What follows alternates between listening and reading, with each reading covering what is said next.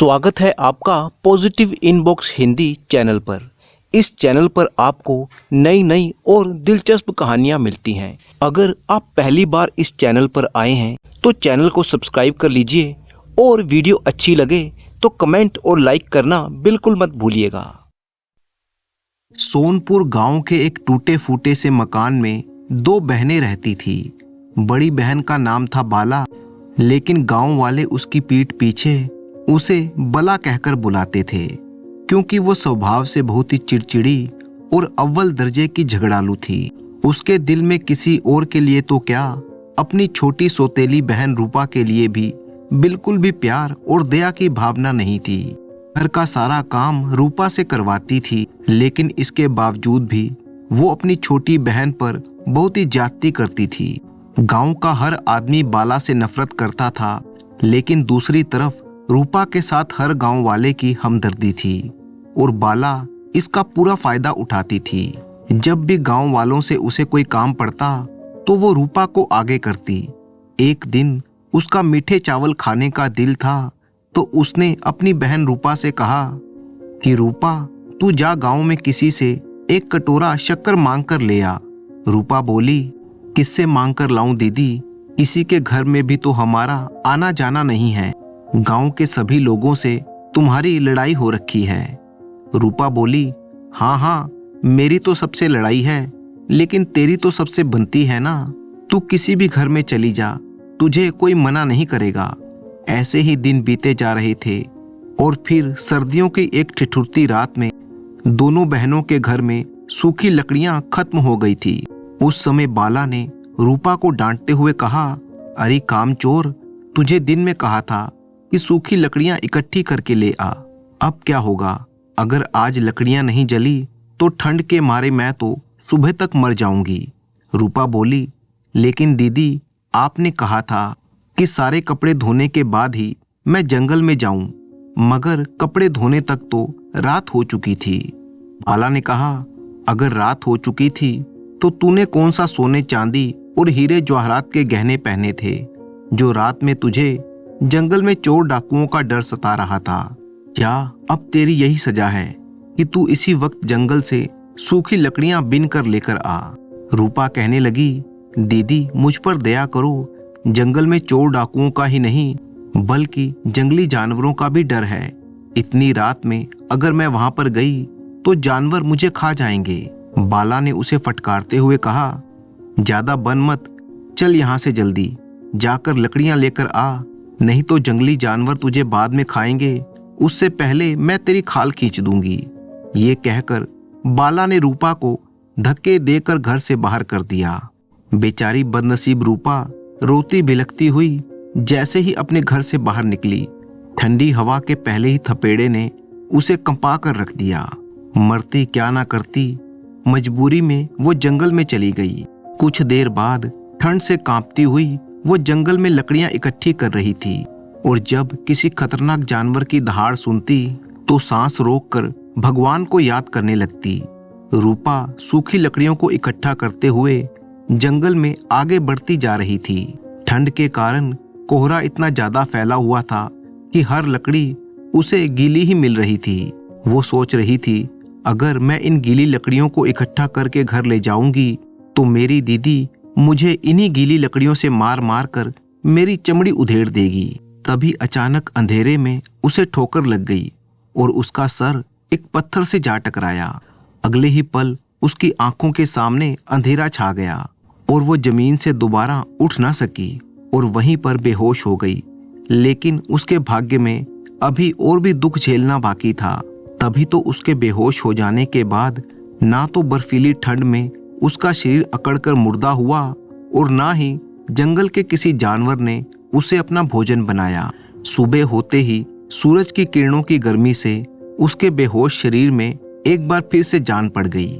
होश में आने पर वो सोचने लगी कि अगर मैं घर जाऊंगी तो मेरी जल्लाद दीदी मुझे मार मार कर मेरा पूरा शरीर सुजा देगी और आज तो शायद वो मुझे जिंदा ही ना छोड़े, क्योंकि वो समझेगी कि मैं रात भर मजे से कहीं पर आग जलाकर सो रही थी। मैं बेहोश हो गई थी, मेरी इस बात पर तो उसे विश्वास ही नहीं होगा। घर लौटकर अपनी दीदी की डांट और उसकी मार के बारे में सोचकर ही रूपा की कंपकपी छूट गई। इसीलिए उसने अब मन ही मन में ये फैसला कर लिया था कि वो अब कभी भी घर वापस नहीं लौटेगी। मैं यहीं जंगल में रहूंगी। देर सवेर कोई जंगली जानवर मुझे खाकर मेरी मुश्किलों भरी जिंदगी को खत्म कर देगा। और फिर घर वापस ना लौटने का फैसला करके उसने महसूस किया जैसे कोई परिंदा किसी पिंजरे से आजाद हुआ हो। और फिर सबसे पहले उसने कुछ रसीले फल तोड़कर अपनी भूख शांत की। इसके बाद यूं ही किसी अनजान मुसाफिर की तरह वो आगे बढ़ने लगी, जिसकी ना तो कोई मंजिल थी और ना ही कोई ठिकाना। दिन पर दिन बीतते चले गए, लेकिन ना तो किसी जंगली जानवर ने रूपा को अपना निवाला बनाया और ना ही रूपा को जंगल में कहीं पर कोई ऐसी जगह मिली जहां पर वो ठहर जाती। वो जंगल में उछलती कूदती पक्षियों से बातें करती हुई आगे ही आगे बढ़ती जा रही थी। लेकिन एक दिन अचानक रूपा को घने जंगल में एक सुंदर सा महल दिखाई दिया। जैसे ही रूपा की निगाहें उस महल पर पड़ी तो उसे लगा मन को मंत्र मुग्ध कर देने वाला मधुर संगीत भी बज रहा था। रूपा सोचने लगी, इस भयानक जंगल में ये महल किसने बनवाया होगा? आखिर कौन हो सकता है इस शानदार महल का मालिक, और कौन होगा जो इतना मधुर संगीत बजा रहा है? इस संगीत को सुनते ही मेरा मन नाचने को हो रहा है। ये सोचते सोचते रूपा महल के अंदर दाखिल हो गई। उसने देखा कि ये महल बाहर से जितना शानदार नजर आ रहा था, अंदर से तो वो और भी ज्यादा शानदार और बड़ा था। लेकिन अगले ही पल उसने महसूस किया कि इतने बड़े महल में उसके अलावा और कोई भी नहीं था। वो पूरा महल एकदम खाली था। उसके मन में ख्याल आया, कहीं ऐसा तो नहीं कि मैं इस महल में कैद हो गई हूँ, क्योंकि मुझे तो यहाँ पर कोई संगीत बजाने वाला भी नजर नहीं आ रहा। मालूम पड़ता है कि संगीत की आवाज महल की दीवारों से अपने आप ही आ रही है। कुछ सोचकर रूपा झटपट महल के बाहर आ गई।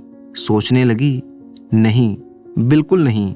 कौन कहता है कि मैं इस महल में कैद हूँ? मैं तो पूरी तरह से आजाद हूँ। जब चाहे मैं इस महल से बाहर निकल सकती हूँ।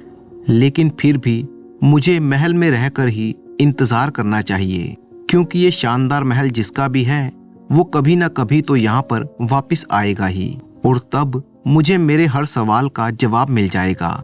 इसके बाद रूपा महल के सबसे ऊंचे बुर्ज पर जा पहुंची। वहां पर खड़ी होकर उसने पूरी घाटी पर एक नजर मारी। उसने देखा कि पूरी घाटी तरह तरह के अनगिनत और रंगीन फूलों से सजी हुई थी। इस तरह के फूल तो उसने अपनी पूरी जिंदगी में कभी नहीं देखे थे। कई घंटों तक वो उस रंग बिरंगी फूलों से भरी हुई घाटी को देखती रही और महल में किसी के लौटने का इंतजार करती रही। लेकिन दिन ढलते ढलते वो नीचे महल में आ गई। सोचने लगी, बड़ी हैरानी की बात है कि अभी तक इस शानदार महल का मालिक वापस क्यों नहीं आया। अब तो मुझे बड़े ही जोर से भूख लग रही है। वैसे तो इस शानदार महल में दुनिया की सारी सुख सुविधाएं हैं, लेकिन खाने पीने की कोई चीज मुझे नजर नहीं आ रही। अभी उसने ये सोचा ही था कि अचानक खाने पीने के व्यंजनों से भरी हुई एक मेज उसके सामने प्रकट हो गई। ये देखकर रूपा सोचने लगी, अरे ये तो चमत्कार हो गया। इस मेज पर तो खाने के इतने सारे व्यंजन हैं, जबकि खाने के लिए तो मैं सिर्फ अकेली हूँ। और फिर उस दिन रूपा ने खूब डटकर खाना खाया। जैसे ही वो खाना खाकर उठी तो व्यंजनों से भरी हुई वो मेज गायब हो गई। रूपा सोचने लगी, अरे वाह, ये तो बहुत ही अच्छा तरीका है। ना खाना बनाना पड़ा, ना पकाना पड़ा, ना जूठन उठानी पड़ी और ना ही बर्तन धोने का झंझट, जबकि मुझे खाने को वो सब कुछ मिला जो शायद बड़े बड़े राजाओं और महाराजाओं के नसीब में होता है। अब तो बस सोने के लिए एक खाट और ओढ़ने के लिए एक कंबल मिल जाए तो बहुत दिनों के बाद आज मैं पांव पसार कर खूब मीठी नींद सोऊंगी। अभी उसने ये सोचा ही था कि अचानक उसके सामने एक मखमली चादर बिछा हुआ एक शानदार पलंग प्रकट हो गया। ये देखकर रूपा कहने लगी, अरे वाह, ये पलंग कितना बड़ा और कितना शानदार है। जैसे ही वो पलंग पर लेटी तो उस महल में आ रहा प्रकाश मानो दीवारों में वापस समा गया और एक खिड़की से चंद्रमा की रोशनी उस कमरे में उजाला कर रही थी। इसके साथ ही वो मधुर संगीत भी बजना बंद हो गया, जिसे अब तक रूपा सुन रही थी। पलंग पर लेटे हुए कुछ ही पल बीते थे कि रूपा को खूब गहरी नींद आ गई। सुबह होने पर जैसे ही वो पलंग से उठी तो पलंग गायब हो गया और वो मधुर संगीत एक बार फिर से बजने लगा। और ठीक उसी समय कुछ लड़कियां जो पहनावे से किसी राजमहल की दासियां लग रही थी, अचानक उसके पास आई और कहने लगी, हम सब आपकी दासियां हैं मालकिन, और हमें इस महल के स्वामी ने आपकी सेवा में भेजा है ताकि हम आपको नहला धुलाकर आपका ऐसा श्रृंगार कर दें कि देखने में आप इसी जादुई महल की मालकिन नजर आएं। रूपा कहने लगी, क्योंकि मैं एक मामूली सी लड़की हूँ और बिना किसी से पूछे मैं इस महल में घुस आई हूँ, तो भला मैं यहाँ की मालकिन कैसे हो सकती हूँ। और फिर वो दासियां रूपा को अपने साथ ले गईं। उन्होंने रूपा को स्नान करवाया, रेशम की बनी हुई एक शानदार पोशाक पहनवाई, हीरे मोतियों से बने हुए जेवरों से उसे सजाया गया। अब रूपा किसी महारानी से कम नहीं लग रही थी। रूपा दासियों से कहने लगी, मेहरबानी करके मुझे ये तो बता दो कि ये सब आपने किसके कहने पर किया है, और तुम सब ने इस महल को जादुई महल कहा था, तो इस जादुई महल का मालिक कौन है। दासियां कहने लगी, हम सब आपकी दासियां हैं और आप ही इस जादुई महल की मालकिन हो। ये कहकर दासियां वहां से अचानक गायब हो गई। रूपा हैरान होते हुए कहने लगी, अरे नहीं नहीं, मुझे यहाँ पर अकेला छोड़कर मत जाओ। इसके बाद रूपा अपने आप से कहने लगी, आखिर कौन है इस महल का मालिक, और उसने मुझे कब देखा और कहाँ देखा जो मुझ पर इतनी मेहरबानियां कर रहा है। और फिर कुछ सोचकर रूपा कहने लगी, जादुई महल के मालिक, तूने अब तक मेरी सारी इच्छाएं पूरी की हैं। तू मेरे मन की हर बात सुन लेता है। इस जादुई महल के मालिक, या तो तू मेरी हर बात का जवाब दे, वरना मैं इस महल की सोने की दीवारों से सिर टकरा टकरा कर अपनी जान दे दूंगी। और अगले ही पल रूपा के सामने की दीवार पर एक सफेद चकोर पत्थर प्रकट हुआ और उस पर सुनहरे अक्षर बनने लगे, जिस पर लिखा जा रहा था, रूपा, मैं खुद भी यही चाहता हूँ कि मैं तुम्हारी इस सुंदरता को निहारूं, लेकिन मैं मजबूर हूँ। रूपा, मैं तुम्हारे सामने नहीं आ सकता। ये पढ़कर रूपा कहने लगी, महल के दयालु स्वामी, तुम्हारे पास इतनी सुख सुविधाएं हैं तो निश्चित ही ये महल तुमने अपने लिए बनवाया होगा। फिर भला तुम अपने ही महल के अंदर ना आने के लिए क्यों मजबूर हो? आखिर तुम सचमुच में इस महल में नहीं आ सकते तो मुझे बताओ कि मैं तुम्हारी वो मजबूरी समाप्त कर सकती हूँ। पत्थर पर फिर से शब्द बनने लगे, जिसमें लिखा हुआ था, हाँ रूपा, अगर तुम चाहो तो मेरी मजबूरी को खत्म कर सकती हो, लेकिन जब तक मेरी मजबूरी खत्म नहीं हो जाती तब तक मैं बता नहीं सकता कि मेरी क्या मजबूरी है और तुम उसे कैसे खत्म कर सकती हो। इसलिए सिवाय इंतजार करने के और कोई चारा नहीं है। रूपा कहने लगी, इस महल के नेक दिल मालिक, तुम तो सिर्फ इस महल के अंदर ना आने के लिए मजबूर हो, तो फिर ठीक है, मैं महल से बाहर आ जाती हूँ, तब तुम मेरे सामने प्रकट हो जाना। रूपा दीवार पर इस बात का जवाब पढ़ने लगी, नहीं रूपा, मैं महल के अंदर ना आने के लिए मजबूर नहीं हूँ, बल्कि मैं तो तुम्हारे सामने ना आने के लिए भी मजबूर हूँ। ये पढ़कर रूपा कहने लगी, इस महल के मालिक, ये तुम क्या कह रहे हो? तुम्हें मेरे कारण इस महल से बाहर जाना पड़ा? ठीक है, अब मैं इस महल में नहीं रहूंगी। ये महल तुम्हारा है और तुम ही इसमें रहोगे। और फिर पछतावा करती हुई, दुखी होती हुई रूपा उस महल से बाहर निकल गई। महल से बाहर आकर वो उदास और दुखी मन से इधर उधर टहलने लगी। सोचने लगी, मैं भी कितनी अभागी हूँ, जिसने मुझ पर दया करके इस महल में रहने दिया। हर तरह की सुख सुविधा मुझे दी, वही मेरे सामने प्रकट होने से मजबूर है। जब वो इधर उधर टहलते हुए थक गई तो उसके मन में बैठने की इच्छा हुई और तभी उसके सामने बैठने के लिए एक शानदार कुर्सी प्रकट हो गई। वो सोचने लगी, इसका मतलब ये है कि जादुई महल का स्वामी मेरे मन की आवाज हर जगह सुन सकता है। वो कहने लगी, जादुई महल के स्वामी, तुम यहाँ पर भी मेरे मन की आवाज सुन सकते हो, तो कम से कम मुझे यही बता दो कि मुझ में ऐसी क्या कमी है जिसके कारण तुम मेरे सामने ना आने के लिए मजबूर हो।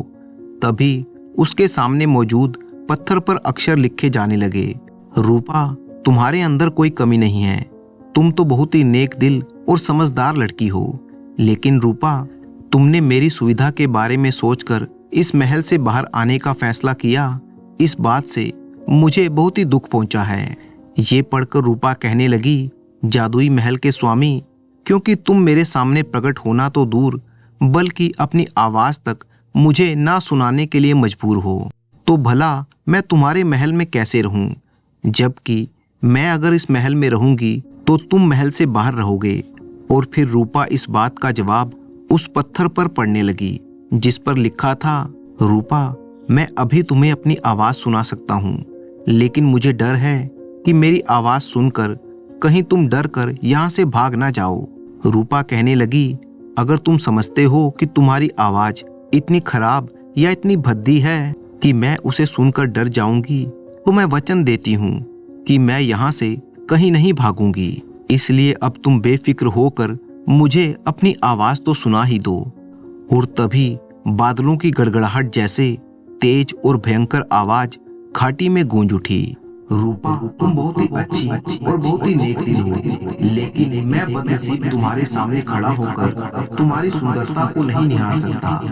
ये भयानक आवाज सुनकर रूपा सोचने लगी, ये किसी इंसान की आवाज है या बादलों का भीषण गर्जन। रूपा उस आवाज से इतनी डर गई कि वो बेहोश हो गई। कुछ देर के बाद जब वो होश में आई तो डर के मारे वो कांप रही थी और सोच रही थी कि ये आवाज किसी इंसान की तो कभी नहीं हो सकती। फिर भला ये भयंकर आवाज किसकी थी? क्या वो खुद भी इतना डरावना होगा? तभी वो अपने सामने मौजूद पत्थर पर अक्षरों को पढ़ने लगी जिस पर लिखा था, शुक्र है मेरे उस भगवान का कि मेरी भयंकर आवाज सुनकर बेहोश हो जाने के बावजूद भी होश में आने के बाद तुम्हारे मन में यहाँ से भाग जाने का ख्याल नहीं आया। और अब भगवान के लिए कभी दोबारा मेरी आवाज सुनने की जिद मत करना। तुम अब महल में जाओ, मेरी चिंता मत करो, क्योंकि मैं इस महल के बाहर भी पूरी सुख सुविधाओं के साथ रहता हूँ, जैसा कि मैं तुम्हारे महल में मेहमान बनकर आने से पहले रहता था। लेकिन तब मैं हर पल दुखी रहता था और उस मजबूरी के बारे में सोचकर जिसके कारण मैं तुम्हारे सामने नहीं आ सकता।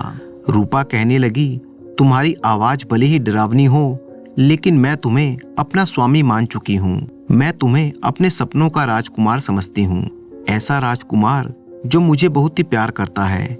इसलिए अब मैं चाहती हूँ कि तुम्हारी जो भी मजबूरी है उसे हमेशा के लिए ना सही, कम से कम कुछ देर के लिए तो तुम भूल ही जाओ और मेरे सामने इसी पल प्रकट हो जाओ। नहीं तो मैं ये समझूंगी कि तुम्हारा प्यार सिर्फ एक दिखावा है और मैं इस घाटी से हमेशा के लिए चली जाऊंगी। तभी उसके सामने मौजूद पत्थर पर अक्षर प्रकट होने लगे जिस पर लिखा था, नहीं नहीं रूपा, मेरा जो रूप है वो तुम्हारे सपनों के सुंदर राजकुमार जैसा नहीं है, बल्कि वो तो मेरी आवाज से भी ज्यादा डरावना और भद्दा है, जिसे देखकर तुम मुझे बिल्कुल भी प्यार नहीं करोगी, बल्कि मेरा वो रूप देखते ही तुम्हारे नरम दिल पर इतनी गहरी चोट लगेगी कि तुम उसी वक्त बेहोश हो जाओगी और फिर यहाँ पर एक पल के लिए भी रुकना ठीक नहीं समझोगी। रूपा कहने लगी, अच्छा, तो तुम्हारी यही मजबूरी है कि तुम मुझे अपना वो भयानक और भद्दा रूप नहीं दिखाना चाहते, क्योंकि तुम्हें डर है कि तुम्हारे उस रूप को देखते ही मैं यहाँ से भाग जाऊंगी। तभी उस पत्थर पर अक्षर प्रकट होने लगे, हाँ हाँ रूपा, मेरा भयानक, बेडौल और कुरूप शरीर ही मेरी वो मजबूरी है, क्योंकि मैं अच्छी तरह से जानता हूँ कि मेरे उस रूप को देखने के बाद मुझे एक पल के लिए भी तुम स्वीकार नहीं करोगी। रूपा ने कहा, नहीं नहीं स्वामी, मैं तुम्हारे उस भयानक रूप को भी स्वीकार कर लूंगी, क्योंकि तुमने वास्तव में मुझे मेरे सपनों के राजकुमार की तरह खूब प्यार किया। खूब प्यार करने वाले, मुझे खुश देखने वाले, बिल्कुल साफ और सच्चे दिल वाले हो। इसीलिए अब तुम खुद को मेरे सामने प्रकट कर ही दो। रूपा का इतना कहना था कि तभी उसके सामने एक भयानक दानव प्रकट हो गया, जिसे देखते ही ना चाहते हुए भी रूपा का पूरा शरीर डर के मारे कांपने लगा और वो चीख उठी। दानव कहने लगा, रूपा, तुमने मुझसे वादा किया था कि तुम मुझसे डर कर यहाँ से भाग कर नहीं जाओगी, बल्कि मुझे अपना लोगी।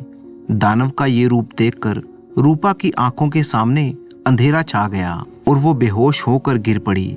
दानव ने बेहोश रूपा को देखकर किसी बच्चे की तरह फूट फूट कर रोना शुरू कर दिया। तभी उसके आंसुओं की एक बूंद रूपा के चेहरे पर गिरी, जिसके कारण रूपा का चेहरा भीगा और वो होश में आ गई। होश में आते ही रूपा ने अपने आप को उस दानव की हथेली पर देखा तो भय और नफरत के कारण वो चीखने लगी, नहीं दानव, मुझे छोड़ दो, मुझ पर तरस खाओ, मुझे आजाद कर दो, वरना मैं इसी समय तुम्हारी हथेली से छलांग लगाकर अपनी जान दे दूंगी। और फिर दानव ने अपनी हथेली जमीन पर रख दी। रूपा दानव की हथेली से नीचे उतरकर दानव को नफरत भरी निगाहों से देखने लगी और फिर वहां से जाने लगी। रूपा को वहां से जाता हुआ देखकर वो दानव कहने लगा, मैं जानता था रूपा कि मेरे इस विकराल और भयानक रूप को देखकर तुम सहन नहीं कर पाओगी, इसीलिए मैं तुम्हारे सामने नहीं आना चाहता था, लेकिन तुमने मुझे धमकी ही ऐसी दी कि मुझे मजबूर होकर तुम्हारे सामने आना पड़ा। परंतु याद करो रूपा, तुमने मुझे वादा किया था कि मेरा ये रूप देखकर भी तुम यहाँ से नहीं भागोगी, लेकिन तुमने तो अपना वचन तोड़ दिया। अपना वचन भूलकर तुम यहाँ से जा रही हो। तुम्हारा प्यार प्यार नहीं बल्कि दिखावा था, लेकिन मैंने तो तुम्हें सच्चे दिल से चाहा था, इसलिए अब तुम यहाँ पर नहीं रहोगी तो मैं भी जिंदा नहीं रहूंगा। ये कहते कहते वो दानव बहुत ही ज्यादा भावुक हो गया। 2-4 लंबे लंबे डग भरकर वो एक पहाड़ के नजदीक जा पहुंचा और फिर पहाड़ से अपना सिर टकराने लगा। दानव की ओर से पीठ फेर कर जब रूपा जा रही थी तो अचानक पहाड़ से उसकी टक्कर से हुई भीषण आवाज सुनकर वो पलटी और सोचने लगी, पहाड़ से टक्कर मार मार कर ये अपनी जान देने पर उतारू है। इसने सचमुच मुझसे सच्चा प्यार किया है, मुझे ही चाहा है, तभी तो मुझे जाते हुए देखकर ये दीवानों की तरह अपना सिर पहाड़ से टकरा टकरा कर अपनी जान देने पर तुला है। दानव की ये हालत देखकर रूपा चीखती हुई उसकी ओर भागने लगी और कहने लगी, हे भगवान, ये मुझसे कैसा अपराध हो गया कि मैं उसके सच्चे और निस्वार्थ प्यार को ठुकरा कर जा रही थी। इधर चीखती हुई रूपा जब दानव की तरफ आ रही थी कि तभी अचानक दानव के सिर पर एक भारी चट्टान आ गिरी और जब रूपा उस दानव के पास पहुंची तो दानव का विशालकाय शरीर शांत हो चुका था। ये हालत देखकर रूपा का नाजुक दिल अंदर ही अंदर टूट गया और वो अपनी इस गलती को पछतावे के आंसुओं से धो रही थी कि तभी अचानक अनोखा चमत्कार हो गया। दानव का वो महाविशाल शरीर तेजी से सिकुड़ने लगा और देखते ही देखते उस दानव की काया पलट हो गई और रूपा को उस दानव की जगह पर नजर आया अपने सपनों का राजकुमार। ये देखकर तो रूपा को विश्वास ही नहीं हो रहा था कि वही विशालकाय दानव जो अब राजकुमार के रूप में बदल चुका था। तब वो राजकुमार सा दिखने वाला नौजवान कहने लगा, रूपा, अपनी आंखों पर विश्वास करो, यही मेरा असली रूप है, बल्कि वो दानव वाला नहीं। ये सुनकर रूपा कहने लगी, तुम्हारी ऐसी क्या मजबूरी थी कि तुमने मुझे अपना वो भयानक रूप दिखाया लेकिन अपना असली रूप नहीं दिखाया। तब वो नौजवान कहने लगा, रूपा, मैं विजयगढ़ नाम के एक राज्य का राजकुमार हूँ, मेरा नाम है विजय कुमार। बात दरअसल ये है कि हमारे राज्य पर अक्सर दानव, राक्षस और जादूगर हमला करते रहते थे और तब अपने राज्य की रक्षा के लिए मैंने तंत्र मंत्र की विद्या सीखनी शुरू की और मैं एक तांत्रिक बन गया। मैंने अपनी तंत्र विद्या का प्रयोग करके अपने राज्य को उन दुष्ट दानवों और जादूगरों से बचाया, लेकिन धीरे धीरे मुझे अपनी तांत्रिक शक्तियों पर इतना घमंड हो गया कि मैंने उनका गलत इस्तेमाल करना शुरू कर दिया। अपनी तंत्र विद्या से मैं अपना रूप भी बदल सकता था।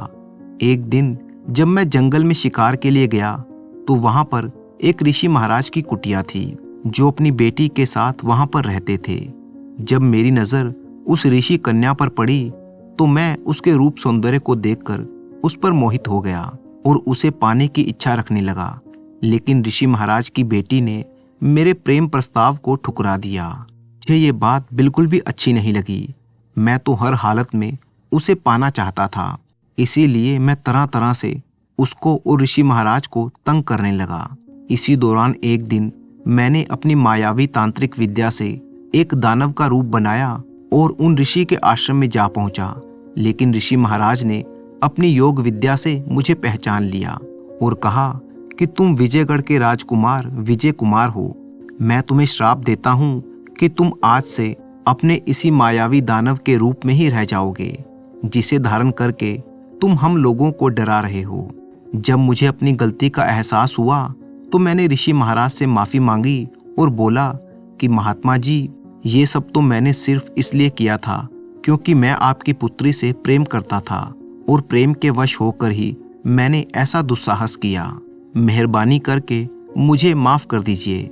मैंने बार बार ऋषि महाराज से माफ़ी मांगी और भविष्य में कभी अपनी मायावी और तांत्रिक शक्तियों का गलत इस्तेमाल ना करने का वचन दिया।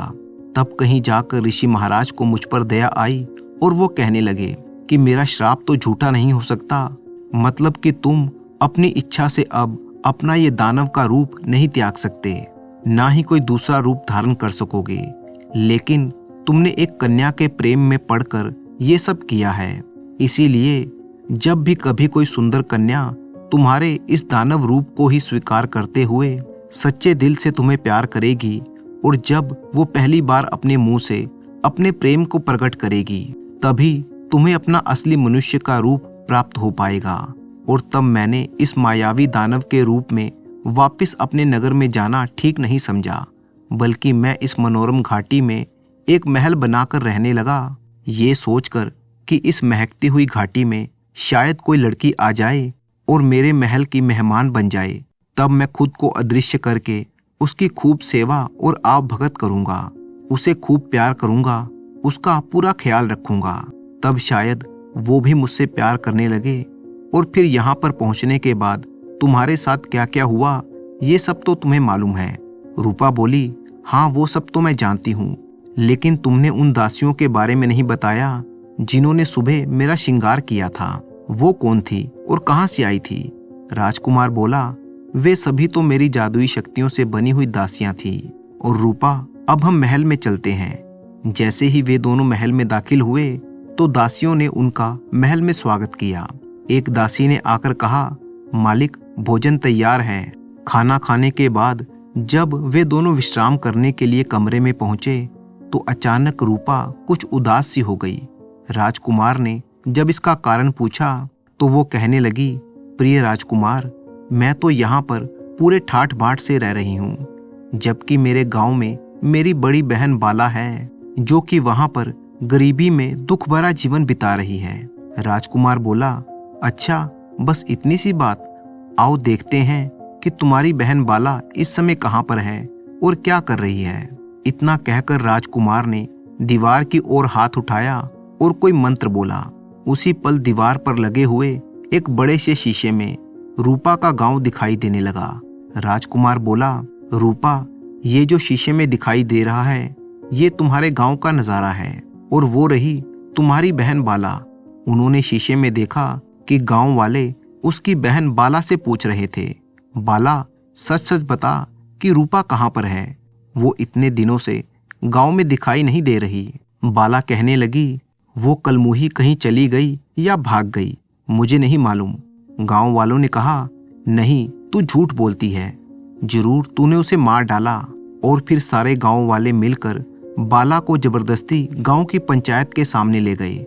हर कोई बाला के वर्ताव के बारे में जानता था, इसीलिए सब कुछ सुनने और समझने के बाद पंचों ने यह फैसला किया कि बाला ने अपनी मासूम बहन रूपा को मार दिया है, या तो उसकी लाश नदी में बहा दी है या फिर रात के अंधेरे में उसे जमीन में गाड़ दिया है। इसीलिए इसे मारो और तब तक मारो जब तक ये मर ना जाए या फिर अपना जुर्म कबूल ना कर ले। शीशे में ये सब देख रही रूपा घबरा गई और कहने लगी, राजकुमार, भगवान के लिए मेरी बहन को बचा लो, नहीं तो ये गांव वाले उसे सचमुच मार डालेंगे। राजकुमार बोला, रूपा, सच में तुम कितनी दयालु हो। जिस बहन ने हमेशा तुम पर अत्याचार किए आज जब वो मुसीबत में है तो तुम्हारे दिल में उसके लिए भी दया है। खैर छोड़ो। तभी राजकुमार ने कोई मंत्र पढ़ते हुए शीशे की ओर हाथ उठाया। अगले ही पल रूपा की बड़ी बहन बाला राजकुमार के जादू के असर से साक्षात उनके सामने प्रकट हो गई। रूपा को देखकर बाला कहने लगी, रूपा तू यहाँ पर इस महल में, वो भी एक रानी के रूप में, ये सब कैसा चमत्कार है। तब रूपा ने अपनी सौतेली बहन बाला को अपनी सारी आप बीती बताई, जबकि दूसरी तरफ वो सब गांव वाले हैरान थे कि अचानक उनके बीच में से बाला कहाँ गायब हो गई। रूपा की सारी कहानी सुनकर बाला रूपा से माफी मांगते हुए कहने लगी, मुझे माफ कर दो बहन। और फिर वो राजकुमार से कहने लगी, राजकुमार जी आप भी मुझे माफ कर दीजिए और अपनी दासी बनाकर अपने चरणों में मुझे जगा दीजिए। राजकुमार ने कहा, चिंता मत कीजिए साली जी, अब आप भी हमारी तरह हमारे साथ ही पूरे ठाठ बाट से रहेंगी। और फिर कुछ दिनों तक वो तीनों उसी महल में रहे। काफी दिन बीत जाने के बाद एक दिन रूपा ने राजकुमार विजय से कहा कि अब आपको अपना असली रूप मिल ही चुका है तो हमें चलकर आपके माता पिता से आशीर्वाद भी ले लेना चाहिए। राजकुमार ने कहा, तुम ठीक कहती हो रूपा, हम आज ही अपने राज्य वापस चलेंगे। और फिर कुछ ही देर के बाद वे तीनों रथ पर बैठे इसके घोड़े हवा से बातें करते थे। शाम ढलते ढलते राजकुमार अपने राज्य में वापस पहुंच चुका था। जनता राजकुमार को देखते ही उनकी जय जयकार करने लगी। महाराज और महारानी को जब राजकुमार ने सारी कहानी बताई और उन्हें रूपा से मिलवाया तो उनकी खुशी का कोई ठिकाना ना रहा। महाराज कहने लगे, बेटा अब मैं थक चुका हूँ, ये राजपाट तुम संभालो। अब मैं अपना बाकी का जीवन परमपिता परमेश्वर की भक्ति में बिताना चाहता हूँ। राजकुमार ने कहा, पिताजी आपका आदेश मेरे सिर माथे पर। उस दिन के बाद से राजकुमार ने अपनी जादुई शक्तियों का कभी भी गलत इस्तेमाल नहीं किया, बल्कि अपनी उन शक्तियों से अपनी प्रजा की भलाई के काम किए और कई सालों तक राज किया। तो दोस्तों, मुझे पूरी उम्मीद है कि आपको ये कहानी बहुत ही पसंद आई होगी। तो इसी तरह की मज़ेदार कहानियाँ देखने के लिए आप चैनल को सब्सक्राइब कर लीजिए। वीडियो अच्छी लगी तो इसे लाइक कीजिए। साथ ही साथ अपने अच्छे अच्छे कमेंट करना बिल्कुल मत भूलिएगा। कमेंट बॉक्स में अपने नाम के साथ अपने शहर का भी नाम लिखें। तो मिलते हैं आपसे किसी अगली कहानी में। तब तक के लिए अपने दोस्त राणा मंजीत सिंह को अनुमति दीजिए।